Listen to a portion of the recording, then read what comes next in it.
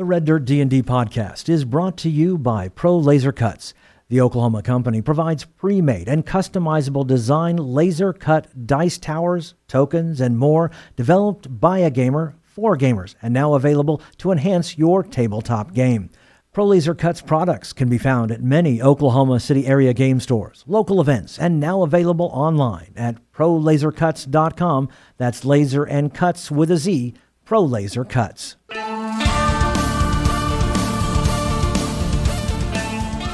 Welcome to Red Dirt D&D. I'm Michael Cross, and I play Gideon Block, a paladin with a tragic past.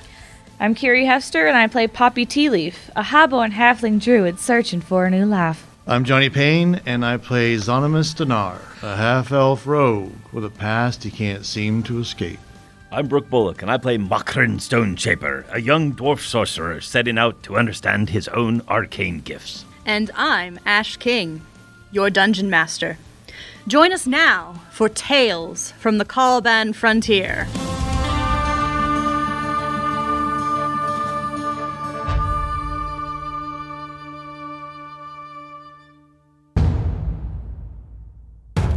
You have been investigating the disappearance of the McKee family, horse farmers and ranchers who live outside of the last stop, about half a day's ride. Arriving at the farmhouse, you've found it deserted. However, you have made note of some various scraps and scrapes. It appears as if there has been a struggle, but nothing's been taken. There's no bodies anywhere. No one seems to have died. Where did they go? As your investigation continued, Wildfire, Poppy's goblin-trained riding wolf, had suddenly turned his attention to the porch and was growling at something hiding underneath it. Leaping from beneath the porch with a high-pitched yip. It's a coyote. Hackles raise as it attempts to defend itself from the much larger wolf. Without warning, the form of the coyote shifts and changes from just a normal, everyday coyote to a strange mixture between a human and a coyote, standing tall on two legs, snarling at Wildfire with equal rage. At this time, I do feel it is appropriate that we should go ahead and roll some initiative. And just establish a order of action. Thus that continues. I never make great initiative rolls. They're always single-digit initiative rolls. You sure you can't see over people? That's what it is. I'm just so trusting. Alright, Zonimus. 17. Gideon. 21. Cochran. Modified 14. Poppy. 8. Alright, and if you would like, Wildfire can go on your initiative roll just to make things easier. That would make things easier, yes. Alright, so the scene before you. Again, you were attempting to investigate and figure out what happened to the McKees. And all of a sudden, this strange coyote creature comes leaping out from underneath the porch.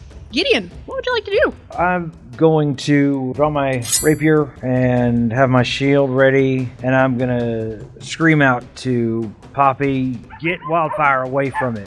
I don't know if it's necessarily evil, and I am just going to cast Shield of Faith on myself. Okay.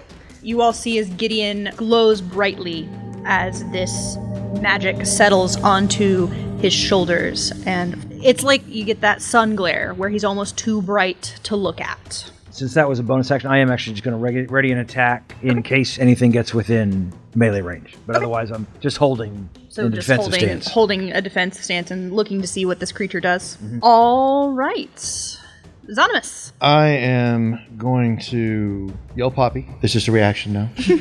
I'm going to flick my coat back to clear the way to my revolver, but the wind was against me and my hand went into my coat pocket instead of to my revolver, and my deck of cards are in my hand. Most interesting. Mm-hmm. All right. Is that all you'd like to do? I'm just gonna feel this for a minute. Okay. Just kind of thinking about it. Mm-hmm. You know, you're running your fingers over the paper of the cards. All right. So the creature, this were-coyote, possibly, it is going to kind of look around, seeing you all, and that there's more of you than there are of it. And it is also going to kind of stand there and hold its position. It's growling at Wildfire that keep away. kind of sound. But it's, the eyes look around to you all, and they're very intelligent eyes. You can see that this isn't just some sort of base creature. There is a thought process behind it, and it looks very worried. So it is going to hold its action, and it basically will choose to strike out if anyone lashes out at it. McKee. So Makrin's upstairs investigating, and I hear this Bobby! This shout. And so I go to the nearest window and open it, and then look out and see the scene. And so I'm gonna throw a throwing hammer at this thing out the window. Okay. So, with a modified 12. 12. I dodge. Okay. Throwing hammers out windows again. What's the deal? That will hit exactly. Ooh, all right. So go ahead and give me some damage. Yes, I wasn't subtracting that. And that is 4 points. 4 points. Okay. You throw your warhammer out at this coyote creature, and it wasn't expecting you because you're up in the house and launching this out the window. So it takes the hit in the shoulder, and it just its head whips around very quickly and sees that you are up in the house, so you are almost too far to reach. But since it did have a held action, I'm actually going to need you to make a wisdom saving throw as it locks eyes with you and you see this glint of magic. Ooh. Good old Makrin. That is a wisdom saving throw is a 3. A 3. Yeah. So, Makrin, all of a sudden, you're kind of standing there and you feel a little drowsy. Your eyes are starting to droop. And you just kind of slump against the window frame and you're asleep. Classic. Puppy. Okay, so for future reference, Wildfire just has like base wolf stats. Correct. Okay, just making sure that I thought that's what we had said. Yes, you just have, I believe it's advantage on animal handling checks to ride Wildfire. Sweet. Because he's been trained. Okay, so I said that I had approached cautiously. I'm going to talk quietly to Wildfire. Honey, calm down. Maybe this nice creature has something nice to say, and there's no need to start fight. We'll give them a chance. They have not attacked us yet. By all means, if he attacks me or any of our friends, go for it. But I think maybe we can wait just a moment and see what happens. I'm going to try to calm him down. So go ahead and give me an animal handling check, and it will be at advantage. Good, because I've not been rolling great today.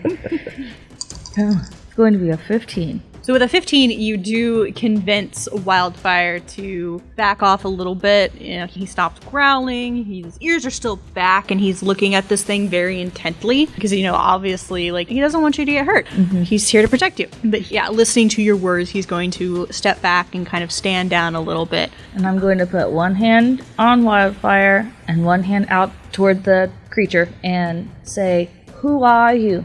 Okay. We're actually going to go back to Gideon first.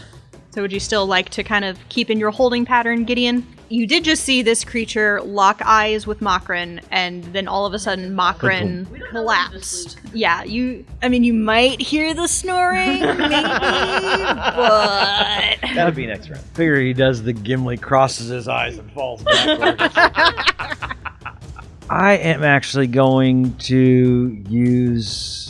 No, I'm going to hold. I'm going to wait and move up. I'm going to actually move up closer to him, but hands up as much as I can with weapon and shield in my hand. But basically saying, we're not here to harm you. You surprised him. We're not here to hurt you. Go ahead and give me a persuasion check. 14. 14? Okay. The creature does seem to kind of look at you very, very cautiously. And you see them, you know, again, they're kind of looking between you all. And, you know, they're kind of puzzling this out because, you know, obviously this is not a good situation to be in. But yeah, so they're kind of looking at you. So you think that you've calmed them somewhat, but we'll find out. Zonymous. I don't like any of this. So, Zonymous has been looking down at these cards, flicking through just a few of them, and hears Gideon's voice and looks up at the creature and pulls a single card from the stack and holds. Okay. So on its turn, seeing that Wildfire has been calmed, that you are at least, trying to placate, and that technically, at least in their mind, the other threat has been dealt with, they're kind of shrink back a little bit and just, please, do no harm. Questions I will answer. And they hold up their hands and look at you all. Cochran, you're asleep. Doors. I need you to roll for nightmare. Stop giving the DM ideas. I'm going to... Hello, my name is Poppy. This is Wildfire, my best friend. We are looking for the McKee family. Ourselves, our friend Cochran, and our friend Windrunner, who is around with the horses. And what do you know about the McKee family and why they are not here at their home? So do the rest of you kind of stand down? Yeah, as soon as it started talking, I sheathed my sword. I'm just a simple elf holding a playing card in his hand for some unknown reason. This is some Yu-Gi-Oh card shenanigans. Duel. Blue eyes. So, seeing that Wildfire is calm and that, you're putting away your weapons, you're standing down, the coyote creature shifts form once more, changing into the form of a human woman. And she looks at you all. This form better. Less scary? Yeah, who are you? Twyla, I know where humans go. Twyla, how do you know the McKees? Go ahead and give me another persuasion check, Gideon. 12. 12. I see family come and go. And she's kind of, just looking around a little bit. Go ahead and give me an insight. Can I give you an insight? Yeah, go for it, Thomas. Because, Yeah, she looks a little shifty, looks a little nervous. 22? 8. She's technically telling the truth, but it's not the whole truth. So are you studying your prey? You watching this family? She shrinks back very quickly. Zonimus, be nice to this nice young lady. This is nice. Go ahead and give me an intimidation check, Zonimus. Is he the bad cop to my good cop? 19. 19. Okay, so with a 19... you shake the I card. hold this card up, glare. Shake the card. So again, she, looks a little sheepish, looks down. Terrible thing happened. Pack. Go to hunt. Come back. All pups gone. Find them. Captured by big beast. Bigger than Yoti. Mighty Aldonza. Aldonza say, Yotis capture humans and pup safe. Humans dig. Yoti's guard. Come to family. Catch them for Aldonza. What is an Aldonza? I have no idea. You're asking us to follow you. Help? Well, of course we'll help. That's what we're here for. I show. Okay. Oh, well, someone should go wake up Macron. I'll run up and then wake him up. Wildfire, stay here. And I'm going to go find Windrunner. I'm going to fill him in. I'm going to tell him, if you don't hear from us... Wait here. If you don't hear from us in like 2 days, send a search party. Be concerned. Take care of the McKee's horses, I guess. And just kind of fill him in and all of those kinds of things. Okay, I'll stay here, and you look like you're in for quite the adventure. That's a Yoti. Yeah, what can you tell me? You're helpful. You have information. Well, I haven't rightly seen one in the flesh, but I've heard of them. Are they generally avoidant of humans? Are they... Everyone's got a Yoti story. Everyone says, "Oh yeah, I was out in the wild and I saw a Yoti transform into a lovely person and she was all cute and stuff." And so I decided to go have fun, and then all of a sudden, oh no, big jaws and claws. Ah! Yeah, everyone's got a story like that. I guess I have one now too. I would not approach her. Just stay over here. You don't even need to look at it. You just don't even need to go over there. But what can you tell me about the mighty Aldonza? Is that something that sounds familiar to you at all? Nope. Okay. No bells ringing. I haven't heard of anyone by the name of Aldonza or a creature called Aldonza or... Is there any kind Not that of... common a name. Sounds old. That's kind of the way I felt as well. Is there any kind of inside information that you might have about, for lack of a better term, like weaknesses or strategy that might help us if we maybe these Yotis decide that they're just luring us into a trap and turn on us? I mean, like I said, everyone's got a Yoti story. They say that they can transform. Well, obviously, the story about them being able to put you to sleep with just a look is true, Yeah. judging by your dwarf buddy. Yeah. He needed a nap anyway, to be honest. So. It had been a long night for him, so... Okay, well, thank you. I appreciate your help. And, I hope this is not goodbye. I hope we see each other again. And I'm going to try to go in for a hug. I'm gonna go like 60 and let him come 40.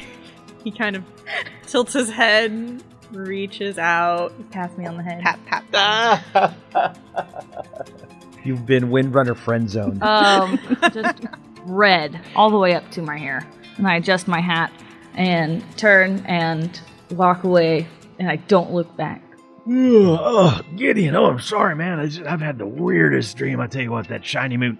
Wait a minute. This is not my hotel room. No, you ran into what might have been a Yodi that just made you fall asleep. Oh, where, Poppy? She all right? Everyone's fine. Everyone's fine. But we are now heading out with this Yodi to find out what's going on. Why don't you go retrieve your...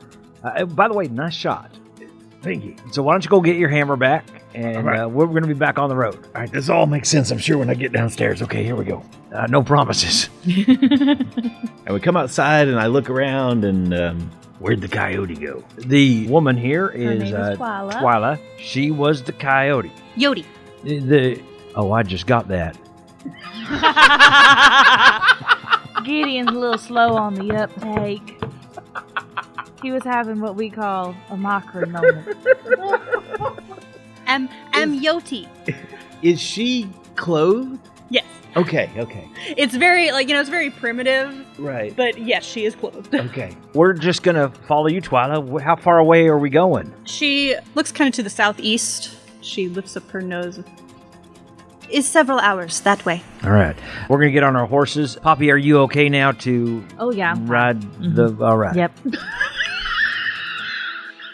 She jumps onto Wildfire with confidence. Just springs right into the saddle. Twyla definitely looks at you, Coughran, and says, "No scary is okay." Yeah, my apologies, ma'am.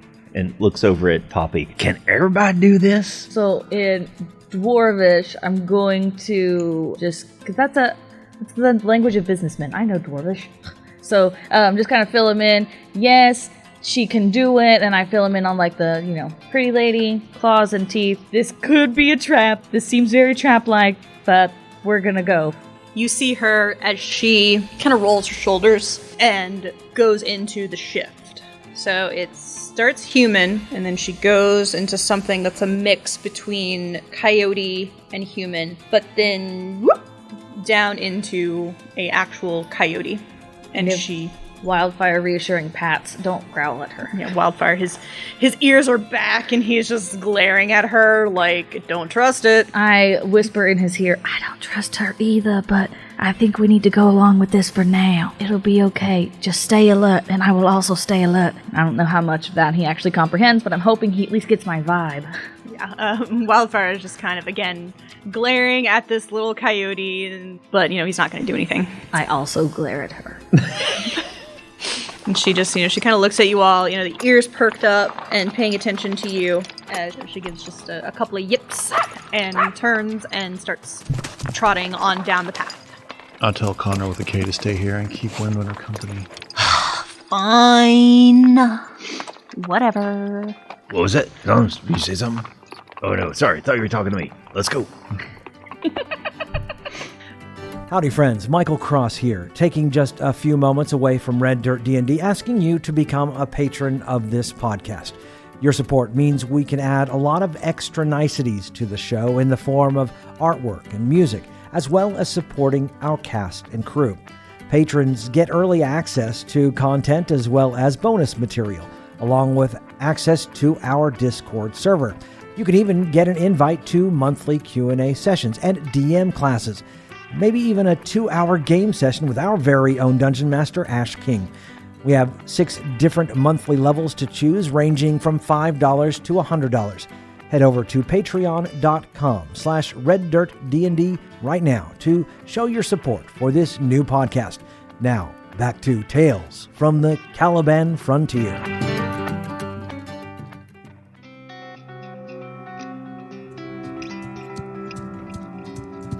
It takes a couple of hours, but Twyla leads you to a canyon near the McKee Ranch. The river that formed it dried up years ago, leaving nothing but windswept rock.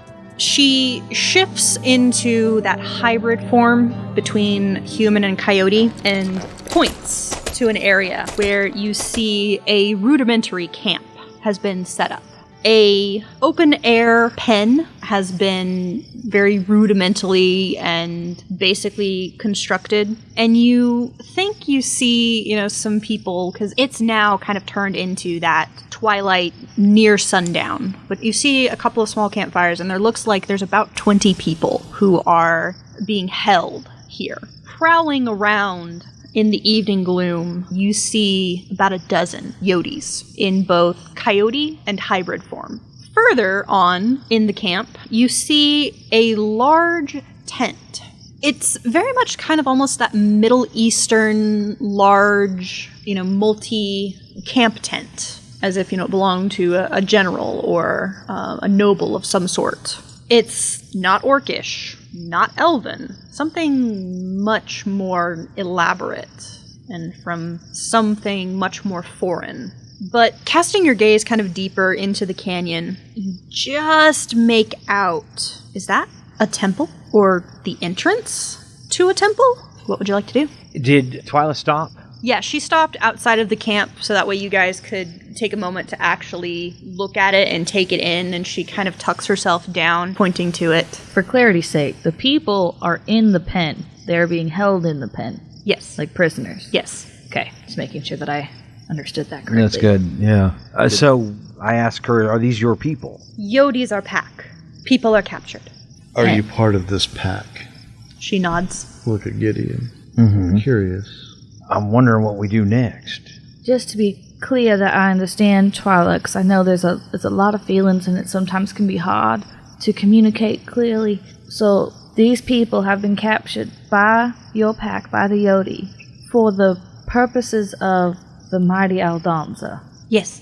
Okay, the people are being taken to the mighty Aldonza. Yes. Which is a being and not a place? Yes. Okay. Big beast, mighty Aldonza. Could the mighty Aldonza fit in that big tent down there, or is it bigger than that? Aldonza's tent. Okay. You like Aldonza? No. Aldonza has pups. And the pups were bad. No, Corrupt. no, they're pups. It has the Yodi's pups. They're Our pups. right. I thought she said they were pups that were corrupt. They've kidnapped their pups and made them do what they're wanting to do. All I right. understand. So we have two Yodi- sets of prisoners. Twyla, do you have a leader down there? Orzo. Go to Orzo and tell him help is on the way to rescue the pups. She nods and transforms into her coyote form and heads down the embankment to go into the camp. As she leaves, be discreet. How are you folks for the idea of sneaking down into that camp? Well, I have a mechanics question. Between this nice leisurely ride, you would say? Short rest? Yes. Okay, to reset my mild change. Do we see a place where there might be, like, the pups kept? Are they possibly in one of those tents, or do we get the feeling that the pups are somewhere else? From looking at the camp itself, again, you see that basically there's a hierarchy here of obviously, like, the humans are being kept in this pen at least at night. The Yotes seem to be acting as guards for them. But then, of course, you also see that larger camp tent. Maybe they're in there, but it's hard to tell from this distance.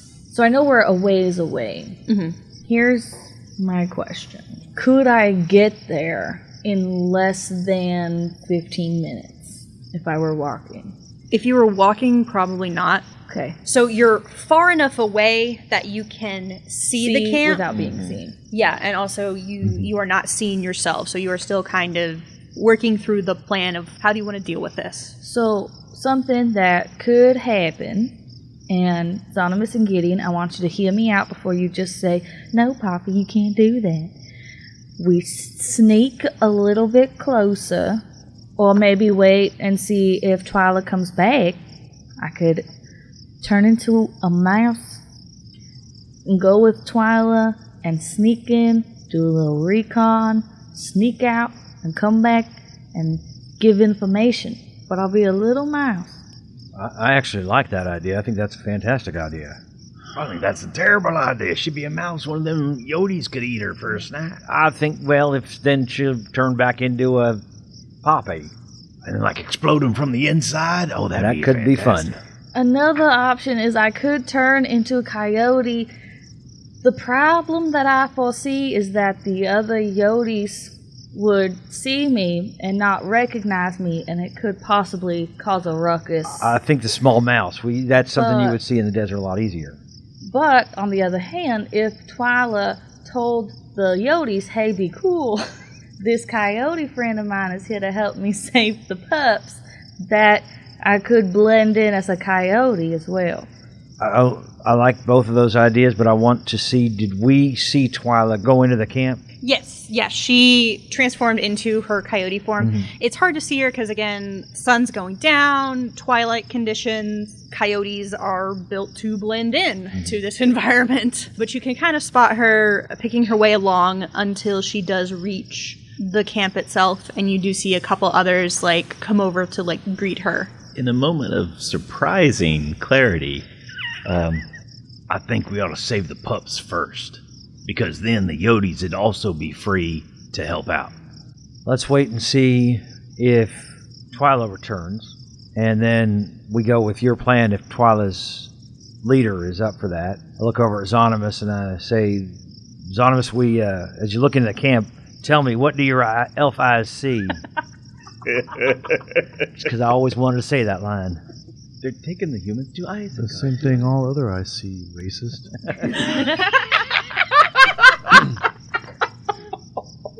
Cochran has dark vision. Yeah, so do I, actually. Okay, we're fine then, yeah. Everybody but halfling. But it's only 60 feet. You could give me a perception check to see, like, are you trying to look for something specific? Or so I'm looking for, actually, and I was going to do this, I was going to sneak and move ahead a little bit and make kind of just a little perimeter area out between us in the event that there is a patrol. So that would be 14. 14? Okay. The night seems quiet. This area, again, it's kind of inset into this canyon, so it's not necessarily in the main part of the canyon. So it's already guarded against any intruders. It seems to be more that, like, whoever this Aldonza is, that they are dependent on the Yotes to keep watch and keep guard, but they don't necessarily have to, like, lope out and do patrols or passes. Yeah. I would like to try to just follow Twyla as she goes and see kind of who she talks to, for lack of a better term. Okay. Go ahead and give me a perception check. I was hoping.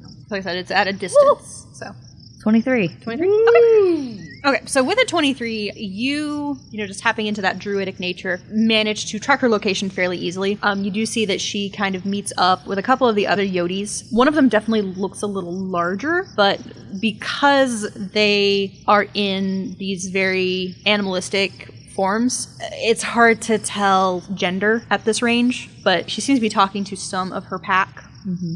But after a minute, it seems as though whatever conversation that they have, she gives a nod and starts to come back to your position. Good. And I was worried they were going to make her stay there. That would ruin our plan. So, when she arrives, she shifts back into that hybrid form and says, "Pack agrees. Save pups. We will fight." Okay. I fill her in about the possible plans of mouse and or coyote for recon purposes and ask, what do you think would be better? Do you think that would work? Do you maybe have inside information about the camp? We just need to know where the pups are being held and what kind of guard there is so that we can save them. Aldonza keeps intent. McKee, held by dusty, flitting creature. Like an animal type creature? Or is it like dust? Yeah, that's what I thought. Cochran, give me an arcana. Woo! Yeah, baby. So that is a modified 20. Modified 20. So after the incident at the Proving Grounds, yes, this was one of the things that you kind of looked into. You bet. Because again, you know, I knew it about Wiley. Yes. Mm-hmm. You have an inkling that she might be talking about a dust mephit, because there are numerous types of mephits. So there's the steam mephits, there's the dust mephits, there's magma, so on and so forth. So you think that this might be what she's talking about. A dust devil. I like the idea of your wild shape going into a mouse, but maybe we should save that for if we go into battle against whatever it is we're facing. Would you rather stay as a coyote and we'll just sneak into the tent? I'm feeling pretty good. I feel like maybe I could have enough energy to do it twice between now and a short rest. Nope. So there are creatures that are like these little kind of, lack of a better term, demon elemental things. They're in between. They're made of stuff. Sometimes in the dwarven hold, they'll be of steam or fire. If it's shadowy and dust-like, but can hold things, I'm not certain, and I don't want to imagine things, but I think it might be something we might call a dust method. It's, again, this little demon-y creature thing that can probably control dust and swirl it around, maybe even blind us with it. We can take it. The steam ones I've encountered before. Is Aldonza the Mephit? No. The Mephit is a minion of Aldonza. Could we lure Aldonza out of the tent? Aldonza does not leave the camp. I say we go with the idea that Poppy had of sneaking in and finding out what you can. I think that's the best plan for right now. Once we know how them pups is being held, then we could even double up a little bit, and 3 of us keep Aldonza busy, and then the other one pop the cage loose, if that's how they're being kept. But I also think that we could sneak in there. And just flat sly away. So let's let you go on in and see what you can see. Twyla, what do you think would be most helpful? Being small like a little mouse, yet more vulnerable because I am a tiny mouse, or a coyote? Now, if we have a coyote, obviously you need to tell your friends she's cool, because I cannot talk to them when I am in coyote form. Although I look like a coyote in here, I'm always me, and I don't know the coyote language. I would show you, but then I would waste them. I can only do it so many times. Come as Yodi is better. Okay, so I go real still, and I think real hard, and I make a funny face, and I give Wildfire a thumbs up and a stay stand, like a stay hand, and I will coyote. All right. It feels a little different, because obviously it's not as big as a wolf, but, you know, it's not as small as you normally are. But yeah, you transform into a coyote, and standing next to Twyla as she shifts down into her coyote form, it's pretty spot on. The difference is hard to tell between the two of you. I'm good at my job. You're really getting good at that. Twyla just gives a yip and kind of looks at the rest of you just to see, you know, if there's anything else. I want to try to see if we can sneak a little closer to the camp. I'm gonna go as close as I can. I want to get within 60 feet of that tent. Okay. I want to get in the camp. Okay. Outside the tent. Yeah. So Poppy is headed in with Twyla. And we're going at a little bit of a clip because I only have an hour. It doesn't take too long to And we're get... slow because we're stealthy. Yeah, to get into we the can camp. meet her halfway or 120 or 60 or whatever when she comes back out. We'll You know. guys can do that. I have something I want to do at 60 feet from that tent. All right. So the rest of you, give me stealth. Don't fail me. 16? 16? Not 20 for a grand total of 27. Proud of you. Zonimus just disappears into the shadows. I promise Mokrin's actually pretty good at this, but it's a modified 12 this time. Okay.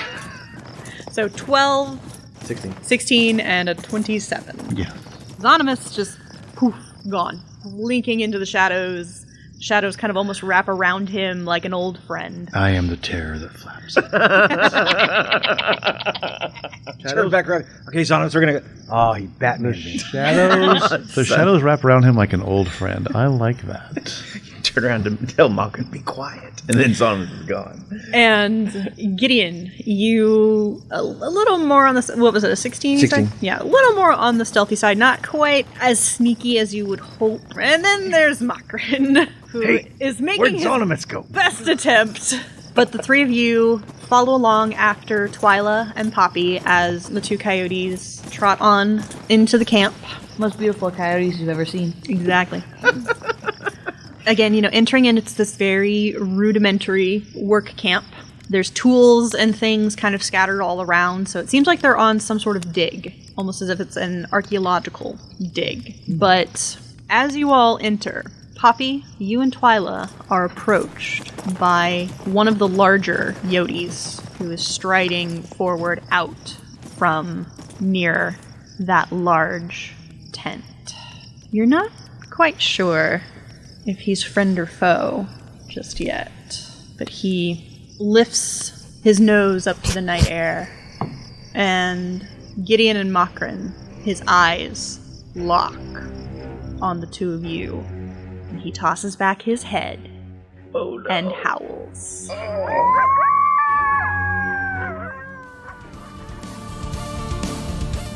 Red Dirt D&D, Tales from the Caliban Frontier, is Ash King as our Dungeon Master, Brooke Bullock as Coughran Stoneshaper, Johnny Payne as Zonimus Dinar, Kiri Hester as Poppy Tealeaf, and I'm Michael Cross as Gideon Block. Our sound producer is Mark Coughran. Our theme music was created by the cinemagician P.J. Castillo. Our incidental music comes from Jeffrey McBride. Our sound effects and additional music courtesy of tabletopaudio.com. We here at Red Dirt D&D could really use your help in getting the word out about us. If you like what you've heard, make sure and subscribe, rate us, and leave a comment. Also, tell your friends about Red Dirt D&D and share us on social media. You can find us on Facebook, Twitter, and reddirtdnd.com. You can also support the show at patreon.com/reddirtdnd. We have several giving levels to help us grow up big and strong. Join us next time as we go deeper into the Caliban Frontier.